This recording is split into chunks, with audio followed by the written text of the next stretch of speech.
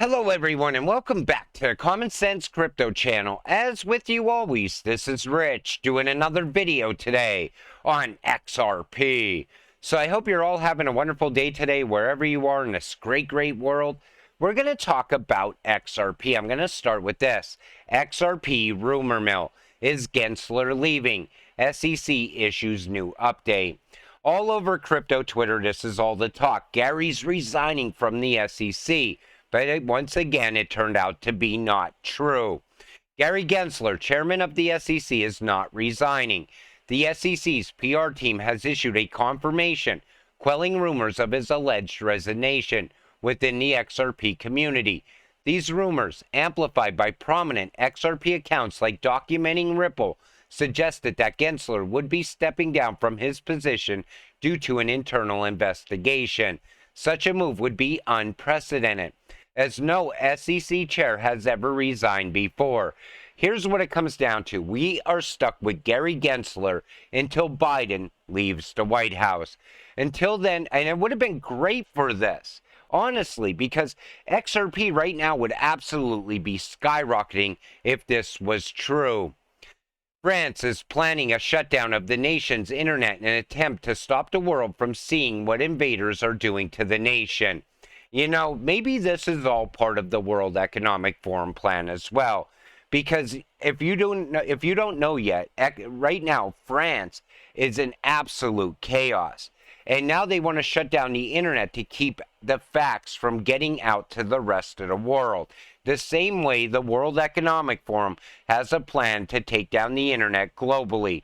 So we don't know what they're doing during that time of the outage, but everybody says the same thing. Once the internet comes back up and running, you'll need a digital ID to access the internet. So maybe this is all just a test right now. The XRP ledger is decentralized because no organization or individual has any legal right or ability to control it. David Schwartz said that.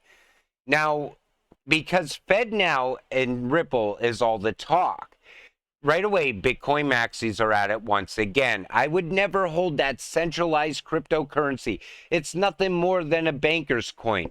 Well, take a listen to what David says. The XRP ledger is decentralized because no organization or individual has any legal right or ability to control it. Every participant enforces every single rule, and the system is governed by all of its participants. So there you have it. And I would still rather hold XRP than Bitcoin any day. So while the world hesitates, Ripple is making all the moves to become the next Bitcoin. Only visionary minds truly recognize the power of XRP. And you must be a visionary as well because you bought XRP. I always said the same thing. It's like we're meant to hold this cryptocurrency for some reason or another. Which together have decided at central bank level to go with a digital currency. So central bank digital currency is coming alive. Right now, digital currency sounds very edgy and kind of alternative lifestyle, but it's becoming the mainstream. And so the banks, the largest banks in particular, are very aware of this. They're investing in the technology, and they will provide this service as soon as it's profitable enough. I have the good fortune of being the CEO at Ripple. Ripple sells a set of technologies to banks and other financial institutions that dramatically accelerate the ability for banks and regulated financial institutions to settle transactions between each other. Some say Ripple could be the next Bitcoin. What do you think, Brad? Is that a compliment that Ripple could be the next Bitcoin? Well, I think if we're solving a real problem and it's at scale, then I think it's a compliment. I think the most important thing that is going on in crypto is understanding what is real and what is just hype. What is real and what is just hype? And the reason I hold XRP is it doesn't need any hype. It doesn't need someone to talk about it. It doesn't need a big organization to come into crypto and get involved in it. It will run on its own merit. It will be moving the world's money in between two banks in the future. That's what I love about utility. So today marks 10 years since Tyler and I filed the first spot Bitcoin ETF. The SEC Gov's refusal to approve these products for a decade has been a complete and utter disaster for U.S. investors and demonstrates how the SEC is a failed regulator. Here's why. Protected investors from the best performing asset of the last decade.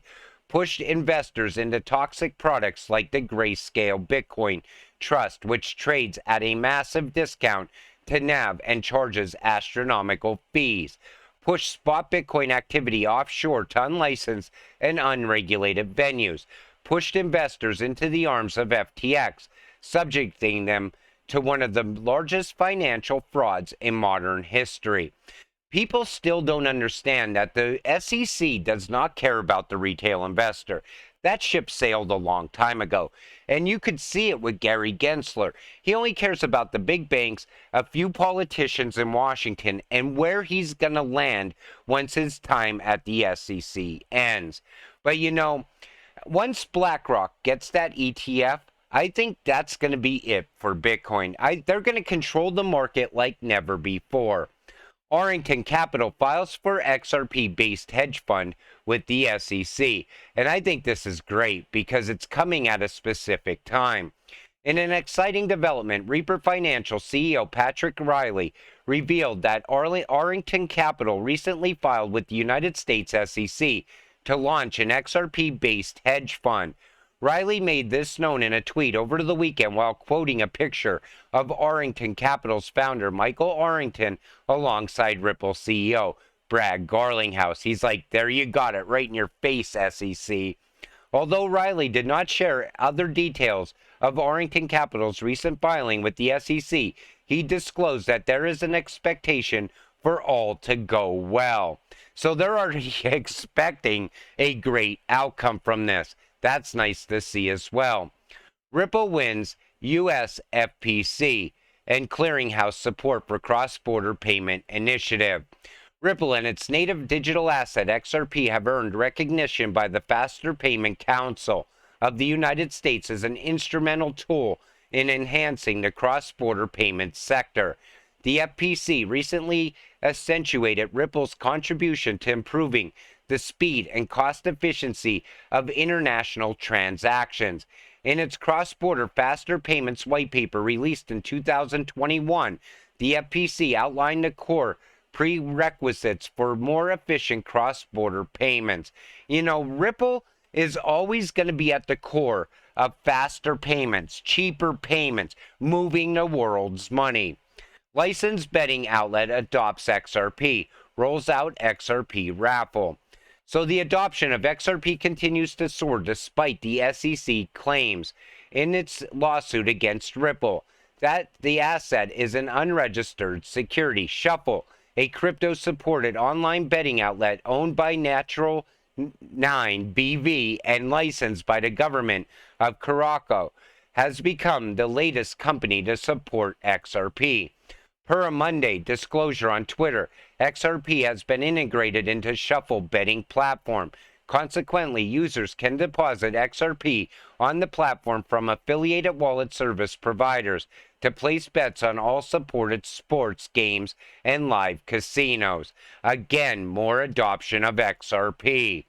Ripple unlocks $1 billion from XRP. 1 billion XRP from escrow in routine procedure as XRP price remains stable. And once again, Ripple released 1 billion tokens. And then right away after that, people are saying, see, it's nothing but a scam coin. But we know this is happening every single month. And we expect it. And yet people use this as FUD every single beginning of the month, like clockwork. So Xavier Hawks remarks on XRP as stable trade instrument. So Xavier Hawk, a notable figure in the cryptocurrency industry, recently shed light on the capability of XRP as a stable trade instrument, particularly suited for global business transaction. Hawk's observations resonated with the vision of conducting business seamlessly across borders. And even Gary knows this. That in seconds it won't move as much. And the friction will be that you have to sell dollars to buy XRP and then sell XRP to buy peso, or you can interpose any bridge currency. One of the most significant opportunities for stable value tokens that we'll talk about in a few classes is maybe as what we can call it as a bridge currency for cross-border. See, Gary knew all along exactly what XRP is built for. So Hawk's remarks centered on the need for a stable price trade instrument that can facilitate global business effectively. He highlighted XRP as a prime example, noting its distinctive features that align with this objective. Notably, Hawk referenced SEC Chairman Gary Gensler's recognition of XRP's stable value proposition from years ago. The core strength of XRP lies in its quick transaction time, which significantly reduces the opportunity for drastic price fluctuations. Although XRP itself may exhibit volatility, its efficient transaction process minimizes the time available for significant price changes to occur. But it's also going to be moving a ton of value.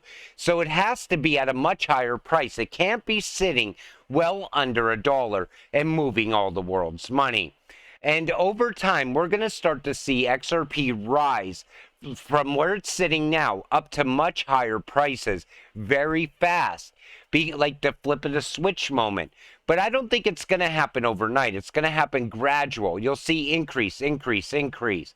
Kind of the same way we see things happen with Bitcoin over time. Remember when Bitcoin started out under $1 and look where it ran in the future. I'm not saying XRP is going to get to $69,000, but it's going to hit $1,000 and then it's going to hit $10,000 at some point.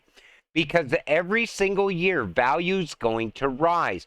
More businesses are going to pop up. They're going to start to utilize it as well. Think of tokenization and all those real-world assets also being tied in with XRP. Now, who is going to settle the debt at the last minute? XRP. Take a listen to Jim Rickards. That started at 50, you probably fiasco. A lot of people, I mean, well, if you're under 50, you probably never heard of it. And if you're over 50, you may barely recall it, but I lived through it. I negotiated that bailout. And we were hours away from closing every market in the world. That didn't happen because we did the bailout, but it was a close run thing, as Wellington said. And we were hours away from shutting every market in the world. Now, we know the hedge fund was over leveraged. Okay, fine. But it started with Russia. It started on August 17th, 1998, when Russia defaulted on their internal external debt and devalued the currency. And then that started a cascade because, Credit Suisse was a big underwriter of Russian bonds. We had some long-term capital, but we didn't lose money. We didn't lose that much money on Russian bonds. We lost money on everything else, on $1.4 trillion worth of derivatives when spreads widened because it was a full-scale global liquidity crisis. But it started with Russia. It did not start in Greenwich, Connecticut. It just ended up there. My point being, here we go again. Here we go again. And that massive liquidity crisis is still on the horizon. Eventually, that is going to hit. And I still think that's why the Fed is working with Ripple and XRP behind the scenes. They're going to utilize XRP to bail us out of the massive liquidity crisis of the future. And I say future, but I'm talking within the next few years, maybe even within the next few months, because things are not getting better in the banking sector. And look at commercial real estate right now. That's going to fall at some point as well, and it's going to set off a domino effect. Plus, you have the BRICS coming for the US dollar at the same time. These are those events you got to watch whenever you're invested in something like XRP. But with that said, I'm going to wrap up this video. I want to thank you all for watching. I appreciate all of you. I'll see you in the next one. Have a great night.